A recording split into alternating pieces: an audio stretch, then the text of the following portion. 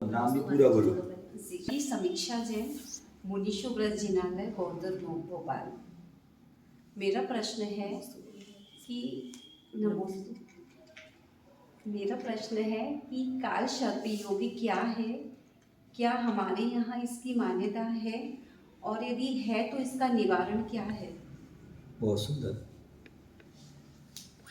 समीक्षा जी का बहुत अच्छा प्रश्न है।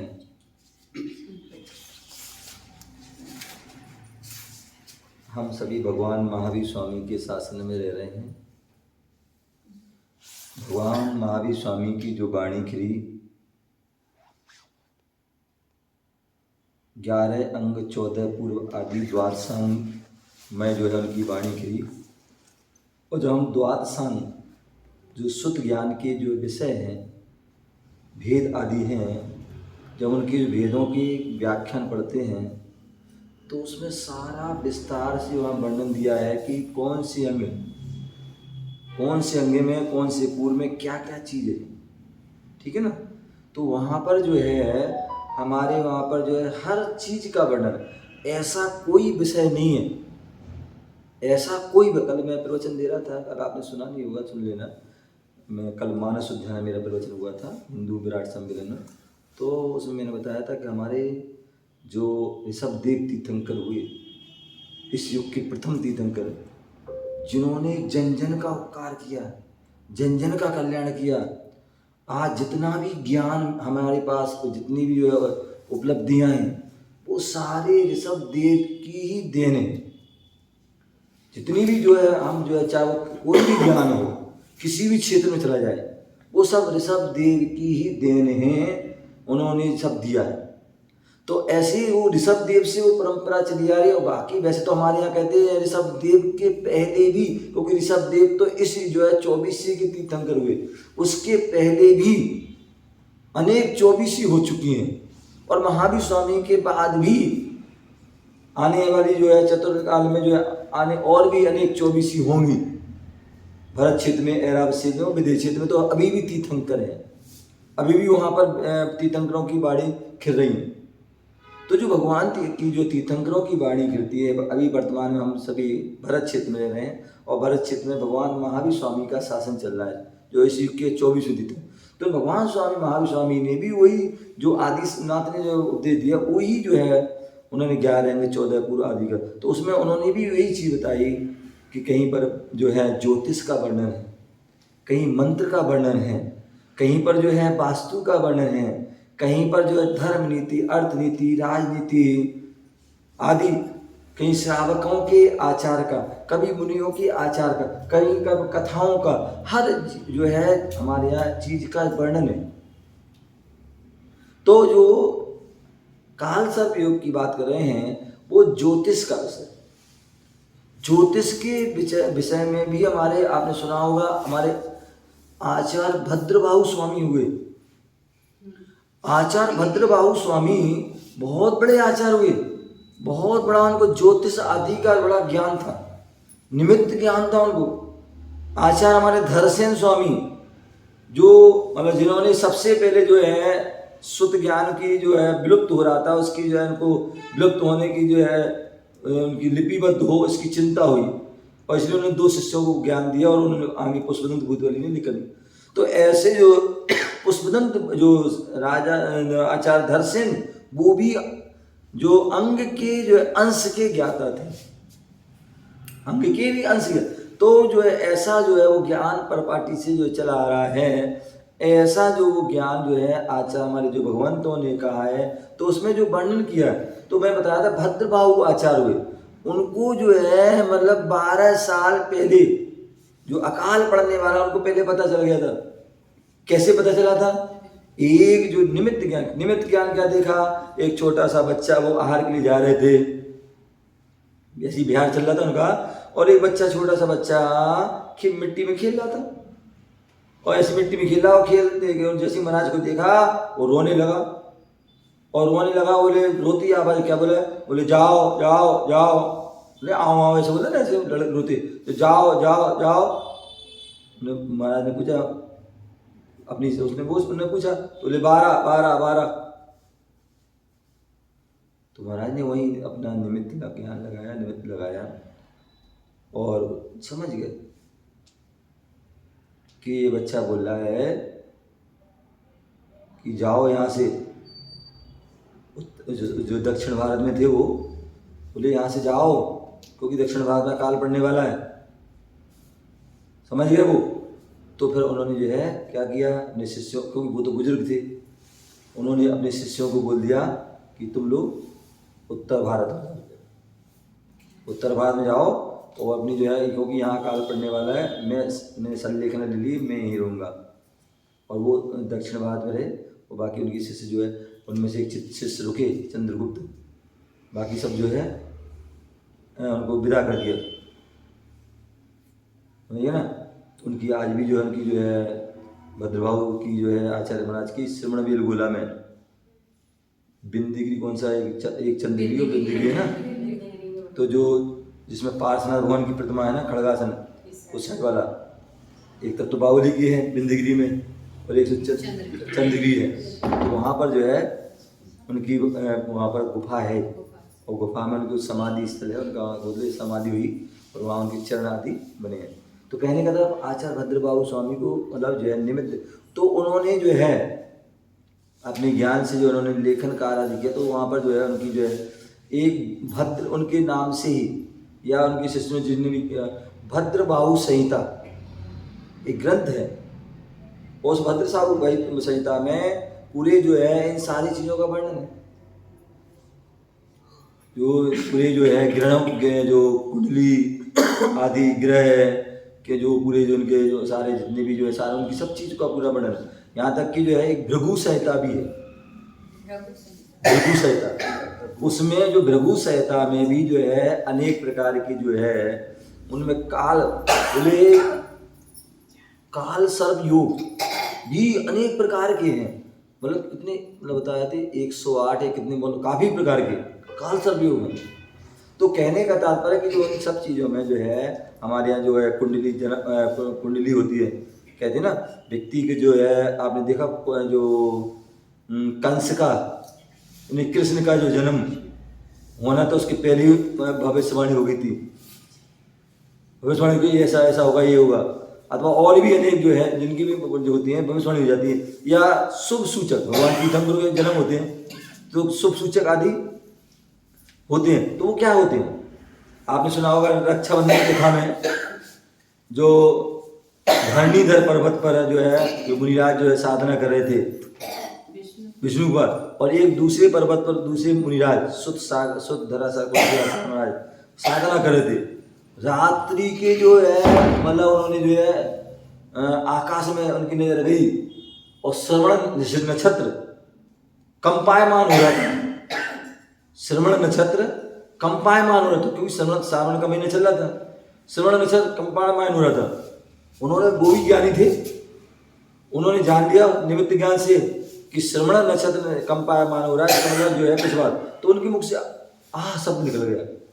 तो उनके पास उनके छुल्लक जी वगैरह शिष्य बैठे थे, उन्हें बोले गुरुदेव क्या हुआ, आपके मुख से शब्द, रात्रि आदि के समय आपके मुख से ऐसा शब्द निकला। तो उन्होंने फिर सारी बात बताई कि ऐसी सी बात है, कोई विशेष साधुओं पर कोई उपसर्ग हो रहा है। पता किया, मतलब उन्होंने जाना तो मालूम पड़ा कि हस्तिनापुर में जो है 700 मुनियों का हो रहा है। तो उन्होंने कहा कि जो है पुराने पर्वत पर, धरणीधर पर्वत पर विष्णु को हम रियाज कर रहे हैं, उनको साधना कर रहे हैं, उनको विक्रिया रिद्धि हो गई, तो उनके पास जाओ, उनसे कहो। तो कहने का था उनको भी मतलब निमित्त है। आचार्य भगवान गुरुदेव दादा गुरु आचार्य विमल सागर जी महामुनिराज, जिनको निमित्त ज्ञान था, निमित्त ज्ञान था जिनको, आचार्य महावीर कीर्ति महाराज जिनको 18 भाषाओं का जिनको ज्ञान था, जिनको बहुत उन्होंने जो है अनेक प्रकार के मंत्र आदि सब कुछ उन्होंने भी, तो निमित्त ज्ञानी। तो निमित्त आदि के माध्यम मतलब जो और भी निमित्त बहुत सारे हमारे जो हम ज्योतिष पढ़ते हैं तो उसमें निमित्त के उसके अलग अलग दिए गए कि किससे हम क्या समझें। महाराज ये जो भृगु संहिता जो आप बोल रहे हैं ये हिंदी में भी होगा या हिंदी में भद्रबाहु भी हिंदी में भी, उसमें श्लोक संस्कृत के, बाकी हिंदी में। तो वो है, तो वो पंडित नेमीचंद जी की छपाई है और ज्ञानपीठ से निकली है। तो उसको पढ़ सकते। तो मैं कहने का तात्पर्य कि वहाँ पर उसमें भृगु संहिता में बहुत सारी बात, जो भद्रवाहु संहिता में बहुत सारी बात, यहाँ तक कि जो है उसमें जो है जो बहुत सारे निमित्त, यदि आपकी जो है वस्त्र फट गया है, वस्त्र फट गया है, कहाँ से पता, किस छोर से कहाँ फटा, कैसा फटा, उसका निमित्त क्या है। मतलब आपकी जो है कोई चूहा आदि कोई कपड़ा खा गया, उसका क्या निमित्त है। आप आकाश में जो है कई बार जो है बदल आदि होते हैं, कई आकृति होती हैं, उन आकृति को भी देख करके भी जो है उसकी जो है निमित्त आदि लगा लेते हैं। तो ऐसे बहुत सारे जो हैं निमित्त आदि ज्ञान होते हैं। उसी प्रकार तो जो है जो ज्योतिष में जो है अपन पढ़ेंगे तो उसमें कुंडली आदि होती हैं, उसमें जो है जो मेन जो घर क्या बोलते हैं उसको घर होता है आदि, उसकी जो अलग अलग उसके जो है वो होते हैं। कहते हैं जो राहु और केतु आदि आमने सामने हो और उनके बीच में सारे ग्रह आ जाएं, सारे ग्रह आ जाते हैं, तो ऐसे में जो है काल सर्प योग आदि बनता है। और ये वैसे देखा जाए अभी 10-15 साल से ही लगभग इसका जो है ज़्यादा जो है प्रचलन में आ गया है। इसके पहले जो है इतना कुछ जो है वो प्रचलन में नहीं था। मंगली वगैरह तो सुनते रहते थे, लेकिन जो इसका कम जो सुनते थे, लेकिन जो है देखिए तो वो अभी सुनने में आया है। और हालांकि मैंने भी जो है कई बार हम लोग जब दिल्ली वगैरह थे तो हमने एक उस समय जो है पुस्तक आदि भी निकली थी, काल सर्प योग पर जो है जैन धर्म में क्या विधि विधान है, पुस्तक निकाली है। उसमें जो है कल्याण मंदिर जो विधान उसकी जो हम लोग कराते थे, कल्याण मंदिर विधान, और उसमें जो है सहस नाम आदि की जो है हवन आदि उसकी जाप आदि, और एक जो पासनाद स्तोत्र आदि है, उपसर्ग ग्रहण स्तोत्र आदि है, वो सारी उसकी विधि रहती है, तो वो उसको कराते हैं। और उसके जो है वो बहुत से जो है पंडित जी आदि होते ना, तो वो उतारा आदि भी करते हैं, जो है कहीं लाल कपड़े पहन के, कहीं काले कपड़े आदि आदि बहुत सी चीज़ें उनकी जो होती हैं वो करते हैं। तो कहने का तात्पर्य जो है मैंने जैन धर्म में जो है, बाकी जो है अन्य जो हिंदू परंपरा में तो बहुत सारा जो है वो करते हैं, और उससे जो है मतलब कुछ नहीं ज़्यादा वो जो इसकी जो है वो करते हैं, बाकी होता नहीं। बाकी जो है हमारे तो जो क्या मेन हमारा उद्देश्य रहता है कि जो चाहे वो काल सर्प हो, चाहे मंडली मंगल हो, ये हो, कुछ भी है, ये सब जो है मेरा सोचना है, मेरा चिंतन है कि इनका ज़्यादा प्रभाव नहीं होता है, ज़्यादा हम बना देते उसको। मेरे हिसाब से तो ये जो है चाहे ज्योतिष हो, चाहे वास्तु हो, चाहे चीज़ें हैं, मुश्किल से 10-20% का प्रभाव रहता है। सुनो एक मिनट, 10-20 प्रकार का 10-20% इसका प्रभाव रहता है, बाकी 80% हमारा पुण्य पाप काम करता है। यदि आपका पुण्य का होता है तीव्र चल रहा है तो ना काल सर्प कुछ कर पाएगा तुम्हारा, ना कोई मंगली कुछ कर पाएगा, ना कुछ कर पाएगा, ना कोई वास्तु कर पाएगा। और पुण्य का होता है नहीं है तो कई बार थोड़ी सी ठोकर भी लग जाती है और उसमें भी पता नहीं क्या क्या हो जाता है, समझेंगे ना। तो इसलिए जो है हमारा तो उद्देश्य है जैन धर्म में हम तरह ना तो कि सबसे बढ़िया कि आप जो है भगवान की हमेशा भक्ति करते रहिए, पूजा पाठ जाप पाठ अपनी करते रहिए, स्तुति आदि पढ़ते रहिए, आपका जो है पुण्य रहेगा, कुछ भी विघ्न बाधा आने वाले नहीं है, ठीक है ना। और यदि मान ली किसी ने बता दिया मन में विकल्प आ गया तो अपन को ये भी कुछ भी करना है, अपने जैन पंडित हैं, जैन विद्वान हैं, उनके माध्यम से उनको समझें और समझ कर कि मैं तो यही काल सर्प योग में आपको जो है पारसनाथ भगवान की कल्याण मंदिर जो विधान है उस विधान को पढ़िए, कल्याण मंदिर स्तोत्र पढ़िए, और जो है जो कहते हैं जो उसकी जाप आदि है उसकी जाप करिए, उपसर्गण स्तोत्र है उसको पढ़िए, समझ गए ना। और बाकी जो उन विद्वान से पूछ करके जो अपने उसका जो उतारा वगैरह जो कुछ होता है, वैसे तो लोग कई प्रकार के जो पंडित होते हैं कई प्रकार के, वास्तविकता है तो उसकी जो है अलग होता है।